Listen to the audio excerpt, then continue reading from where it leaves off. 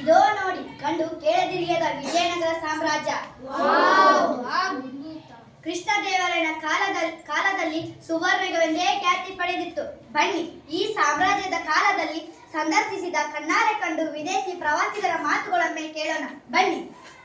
ತಾವು ಯಾರು? ಪರ್ಷಿಯ ದೇಶದ ರಾಯಭಾರಿಯಾದ ನಾನು ಅಬ್ದುಲ್ ರಜಾಕ್. ವಿಜಯನಗರ ಸಾಮ್ರಾಜ್ಯದ ದೊರೆಯಾದ ಪ್ರೌಢದೇವರಾಯನು ಸಮರ್ಥ ಆಡಳಿತಗಾರ, ಧೀರಯೋಧ ಹಾಗೂ ವಿದ್ವಾಂಸನಾಗಿದ್ದಾನೆ. ಇಡೀ ಭಾರತದಲ್ಲಿ ದೇವರಾಯನಂತಹ ಅರಸನಿಲ್ಲ. ಭೂಮಂಡಲದ ಮೇಲೆ ವಿಜಯನಗರದಂತಹ ಇನ್ನೊಂದು ನಗರವನ್ನು ಸಹ ಈ ಕಣ್ಣುಗಳು ನೋಡಿಲ್ಲ, ಕಿವಿಗಳು ಕೇಳಿಲ್ಲ. ಆಹಾ, ಎಂತ ಭವ್ಯ ನಗರವಿದು! ಬನ್ನಿ. ತಾವು ಯಾರು? ನಾವು ಪೋರ್ಚುಗೀಸ್ ಯಾತ್ರಿಕ ಡೊಮಿಂಗೋ ಪಯಸ್. ವಿಜಯನಗರ ಸಾಮ್ರಾಜ್ಯದ ಬಗ್ಗೆ ನಿಮ್ಮ ಅಭಿಪ್ರಾಯವೇನು? ವಿಜಯನಗರ ಸಾಮ್ರಾಜ್ಯದ ರಾಜಧಾನಿಯಾದ ಹಂಪೆಯು ಎಷ್ಟೊಂದು ವಿಶಾಲವಾಗಿದೆ.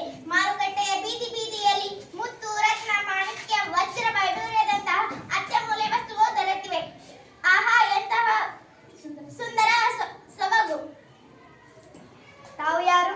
ನಾನು ವಿದೇಶಿ ಪ್ರವಾಸಿಗ ನಿಕೋಲಾ ಡಿ ಕುಂಟಿ. ವಿಜಯನಗರ ಸಾಮ್ರಾಜ್ಯದ ಅರಸರು ಕಟ್ಟಿಸಿದ ದೇವಸ್ಥಾನಗಳು ನನ್ನನ್ನು ಆಶ್ಚರ್ಯಗೊಳಿಸಿವೆ.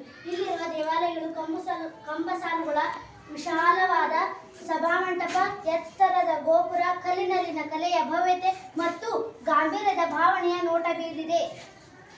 ಸಭಿಕರೇ, ಈಗ ತಾನ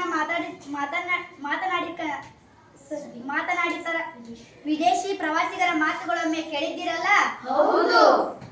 ವಿಜಯನಗರ ಸಾಮ್ರಾಜ್ಯದ ಹಂಪಿಯ ವೈಭವವನ್ನು ಒಮ್ಮೆ ನೋಡುವುದರ ಮೂಲಕ ನೋಡಿ ಆನಂದ ಪಡೋಣ.